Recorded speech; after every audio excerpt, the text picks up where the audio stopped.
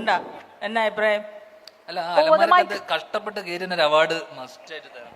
അലമാരക്കകത്ത് കയറി ഇരുന്നേനാ അവാർഡ്, അല്ലാതെ ആ വേഷം ചെയ്തേനല്ല. ആ വേഷം ചേച്ചിയില്ലാതെ വേറെ ആർക്കാ മലയാള സിനിമ ചെയ്യാൻ പറ്റില്ല? അത് ഒരാളെ ഓപ്ഷൻ പറയൂ, ആരാ ഉള്ളേ? ആളില്ല. അല്ല, അങ്ങനെ വെടിവെക്കാൻ പറ്റുന്ന വേറെ ആരെങ്കിലും ഉണ്ടോ ധ്യാനെ? അതും അലമാര തുറന്നിട്ട്. അല്ല, ആ നമ്മൾ ഒരിക്കലും പ്രതീക്ഷിക്കാത്ത ഒരു സ്ഥലത്ത് ബാക്കി എല്ലാ വെടിയും ഓക്കെ, നമ്മൾ പ്രതീക്ഷിച്ചിരുന്നു ആ വെടിയൊക്കെ. പക്ഷെ ഈ വെടി ഒരിക്കലും പ്രതീക്ഷിക്കാത്ത വെടിയായിരുന്നു. അല്ല, ആ വെടിവെക്കൽ നമ്മൾ പ്രതീക്ഷിക്കാത്ത സർപ്രൈസ് ആയിരുന്നില്ലേ, ഞെട്ടിച്ചില്ലേ? അതിന്റെ സംശയം എന്നറിയാമോ, അത്രയും നേരം അതിനകത്ത് എങ്ങനെ ഇരുന്നു? അത്രയും നേരം എങ്ങനെ ഇരുന്നു? പക്ഷെ അത്ര സുരക്ഷിതമായിട്ടായിരുന്നു അതിനകത്ത് ഞാൻ ഇരുന്നത്.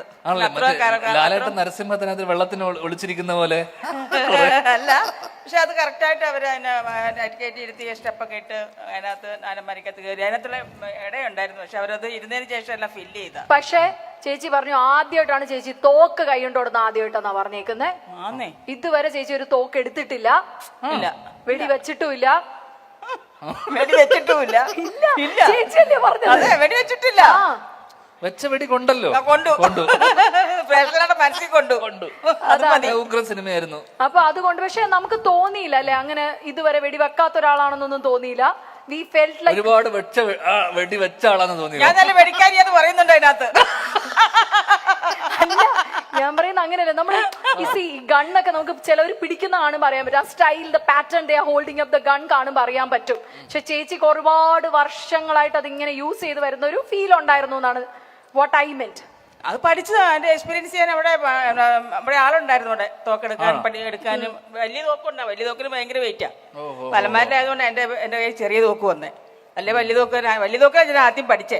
വലിയ തോക്കുമായിട്ടായിരുന്നെങ്കിൽ ആ എൻട്രി എങ്ങനെ ഉണ്ടാവും ചേച്ചിക്ക്? ആ വലിയ തോക്ക് ചേരുമായിരുന്നു ധ്യാനെ? പക്ഷെ അലമാരിക്കത്തൊന്നും വെടി വരും, ഇരിക്കാൻ പറ്റത്തില്ലല്ലോ. അതുകൊണ്ട് വെടിവെക്കുന്ന സീൻ ഉണ്ടെന്ന് അലമാരിയിൽ നിന്ന് ഉണ്ടെന്ന് പറഞ്ഞപ്പോ എന്റെ വിചാരം അലമാരിയുടെ പുറകിൽ നിന്നിട്ട് തോക്കുമായിട്ട് വരുമെന്നുള്ള കഥ പറഞ്ഞപ്പോ ഞാൻ മനസ്സിൽ കണ്ടത്. കാരണം അതിനകത്ത് ഷാപുഷ്കർ എന്റെ അടുത്ത് അവിടെ ചെന്നപ്പോ കഥ പറഞ്ഞത് അങ്ങനെയായിരുന്നു. പക്ഷെ അലമാരിക്കകത്ത് ഉള്ളി കയറി ഇരുന്നിട്ടാന്നുള്ളത് പിന്നെ എന്റെ അടുത്ത് വരുന്ന ഉണ്ണിമായയാ. അങ്ങനെയാണ്. ഞാൻ എന്താ തോന്നുന്നത്, എന്തായാലും ചേച്ചിയുടെ വെടിവെപ്പ് നന്നായിട്ട് തന്നെ. വെടിവെപ്പിനപ്പുറം ആ സിനിമ ഗംഭീര സിനിമയായിരുന്നു. അതെ അതെ അതെ അതെ, തീർച്ചയായും. അപ്പൊ ഞങ്ങൾ ഇനി കൂടുതലായിട്ട് ജസ്റ്റ് ഫോർ ഫൺ, കാരണം എന്തും പറയാൻ ഞങ്ങൾക്ക് റൈറ്റ്സ് ഉള്ള ഒരാളാണ് പൊന്നമ്മ ചേച്ചി എന്ന് പറയുന്നത്. അതുകൊണ്ട് അതെ, ധ്യാനോടും. അപ്പൊ ഞങ്ങൾ ഒരുമിച്ച് ഇനി അത് അനൗൺസ് ചെയ്യാൻ പോവാണ് ചേച്ചി. അപ്പൊ digital super star of the year 2024 ആരാണ്?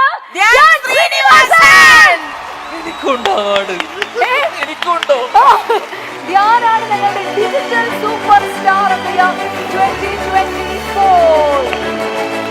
പൊന്നമ്മ ചേച്ചിയാണ് അവാർഡ് നൽകുന്നത്.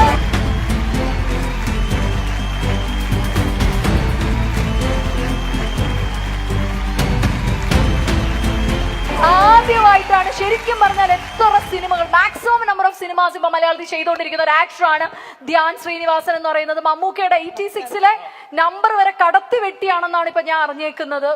മമ്മൂക്കയുടെ 86-ലെ പടങ്ങളൊക്കെ ഓടിയിരുന്നു ചെറിയ രീതിയിലൊക്കെ. ആ രീതിയിൽ അവാർഡ് ശരിക്കും ഞാൻ ഗിന്നസിലാണ് ട്രൈ ചെയ്യുന്നത്. അപ്പൊ അല്ല സത്യമായിട്ടും ഞാൻ ഈ ഒരു അവാർഡ് പ്രതീക്ഷിച്ചില്ല കേട്ടോ. തുടർന്ന് അങ്ങോട്ട് അവാർഡുകളുടെ നേരെ ആവട്ടെ, അങ്ങനെയുള്ള നല്ല പടങ്ങളും വരട്ടെ, ചെയ്യട്ടെ. അതില് എല്ലാ കൊല്ലം ഡിജിറ്റൽ സ്റ്റാർ മതി എനിക്ക്.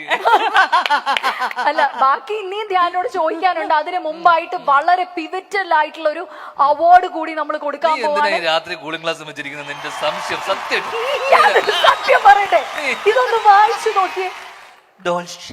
അത് വായിക്കാൻ പോലും ഞങ്ങൾക്കറിയില്ല. ഇത് ഡോൾസ് ഗബാന എന്ന് പറയുന്ന ഒരു ബ്രാൻഡാണ്. ഞാൻ കഴിഞ്ഞ വർഷം അമേരിക്കയിൽ പോയപ്പോ എടുത്തതാണ്. രണ്ട് കാര്യങ്ങൾ കമ്മ്യൂണിക്കേറ്റ് ആയി. ഒന്ന്, അവൾ അമേരിക്കയിൽ പോയിട്ടുണ്ടെന്നുള്ള കാര്യവും. ഇനി ഈ പ്രോഗ്രാമിൽ തന്നെ ഏറ്റവും ഇമ്പോർട്ടന്റ് ആയിട്ടുള്ള അവാർഡാണ് നമ്മൾ അനൗൺസ് ചെയ്യാൻ പോകുന്നത്. അത് എന്റെ അവാർഡായിരുന്നില്ലേ? ഇതിന്റെ മുകളിലൊരു അവാർഡുണ്ടോ? അങ്ങനെയല്ല, വീഡിയോ നമ്മൾ കണ്ടു കഴിഞ്ഞിട്ട് അത് ഞാൻ പറയുള്ളൂ. ഇപ്പൊ എന്നെ പറയാൻ അനുവദിക്കരുത് പ്ലീസ്. Okay, ready? എന്ത് വീഡിയോ അത്? എന്തുകൊണ്ടായിരിക്കും നമ്മുടെ ലാലേട്ടനെ നജീബായിട്ട് പരിഗണിക്കാതിരുന്നത് ബ്ലസി സർ? ആവശ്യമില്ലാത്ത കാര്യം ചോദിക്കണ്ട. ശൂന്യാകാശത്തെ പ്രണയിച്ച ഒരു പെൺകുട്ടി. റിയാസ് ആണാണോ പെണ്ണാണോ എന്നാണ് ഇവിടെ പഠിക്കുമായിരുന്നു ശരിക്കും ക്ലാസ്സിൽ. കല്യാണം കഴിഞ്ഞതൊന്നും അറിയാതെ മെസ്സേജ് ചെയ്യുന്ന പെൺകുട്ടികളൊക്കെ ഉണ്ട് അർജുനെ. റോബിന് ദിൽഷനെ കല്യാണം കഴിക്കാൻ ഇഷ്ടമാണോ? ഒരാണിനെ കല്യാണം കഴിക്കുവോ ജാസ്മിൻ എപ്പോഴും? ദിൽഷ കല്യാണം കഴിക്കുകയാണെങ്കിൽ റോബിനെ കൺസിഡർ ചെയ്യോ? ഒരു പെൺകുട്ടീനെ കല്യാണം കഴിക്കോ? ബഹിരാകാശ സഞ്ചാരികളെക്കാൾ കൂടുതൽ തവണ ആകാശങ്ങളിലേക്ക് പറന്നുയരാനും വട്ടമിട്ട് പറക്കാനും ഏറെ ഇഷ്ടമാണ് ഈ പെൺകുട്ടിക്ക്. ഞങ്ങളുടെ ഈ ഏജിലുള്ള കല്യാണം കഴിക്കുന്നവരോട് സാറിന് ഒരു അഡ്വൈസ് തരാൻ പറഞ്ഞ സാർ എന്തായിരിക്കും തരിക? ഇപ്പൊ എന്റെ അടുത്താണെങ്കിലും നിങ്ങളെപ്പോലുള്ള കുട്ടികളോട് കല്യാണം കഴിക്കേണ്ടതേ ഞാൻ പറയുള്ളൂ. പ്രതിഭയാണ്, പ്രതിഭാസമാണ് എന്നിങ്ങനെയൊക്കെ വിശേഷിപ്പിക്കാൻ സാധിക്കില്ലെങ്കിലും കർമ്മ മേഖലയിൽ മീര ചെയ്ത പ്രവർത്തനങ്ങൾ ഏറെ അഭിനന്ദനങ്ങൾ അർഹിക്കാത്തതും പ്രേക്ഷകരുടെ ഹൃദയം നിറഞ്ഞ കയ്യടിക്ക് വിധേയമാകാത്തതുമാണ്. സിവിൽ എഞ്ചിനീയറിംഗ് 4 വർഷം പഠിച്ച് സൈറ്റിലൊക്കെ നിന്ന് പണിയെടുത്ത ഒരാളാണ്.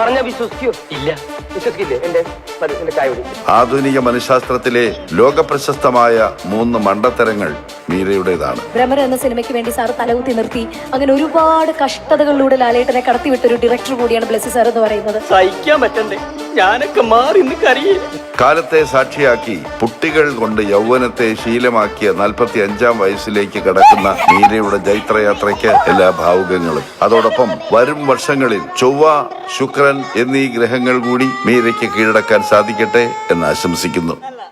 Oh my God! ഇത് ദ്രോഹമാണ് കേട്ടോ. ഇത് സത്യം എന്നോട് ഇത് പറഞ്ഞിട്ടില്ല. ഇത് പറഞ്ഞിരുന്ന ഞാൻ ഇങ്ങനെ അനൗൺസ് ചെയ്യോ ആരെങ്കിലും?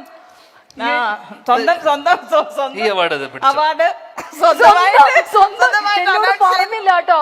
അതും നല്ല രീതിയിലൊന്നും അല്ല അവാർഡ്. എങ്ങാണ്ട് മോശം ചോദ്യം ചോദിച്ച് മാക്സിമം വെറുപ്പിക്കുന്നതിനാ. ഈ അവാർഡ് നോമിനേഷൻ പോലും ഇല്ലായിരുന്നു. വേറെ ആരും ഇത്രയും വെറുപ്പിക്കുന്നില്ല. ഇതൊരു തെറ്റാണോ? വെറുപ്പിക്കുന്നതിന്റെ അല്ല, ബഹിരാകാശ ഇതിനല്ലേ അവര് പറഞ്ഞു, വെറുപ്പിച്ചിട്ടില്ല. നീ ഇപ്പോഴാ വെറുപ്പിച്ച മീരെ?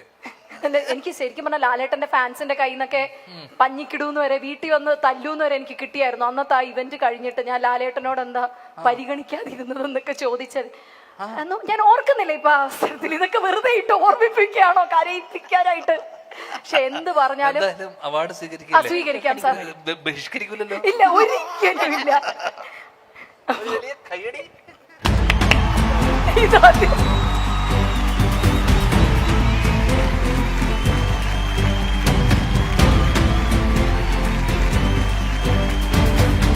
ടെലിവിഷൻ അവതാരകമാരിൽ പ്രധാനികളായ ആളാണ് മീര അനിൽ. റിയാലിറ്റി ഷോയ്ക്ക് പുറമെ മറ്റ് ഷോകളിലും അവതാരകയെ മീര എത്താറുണ്ട്.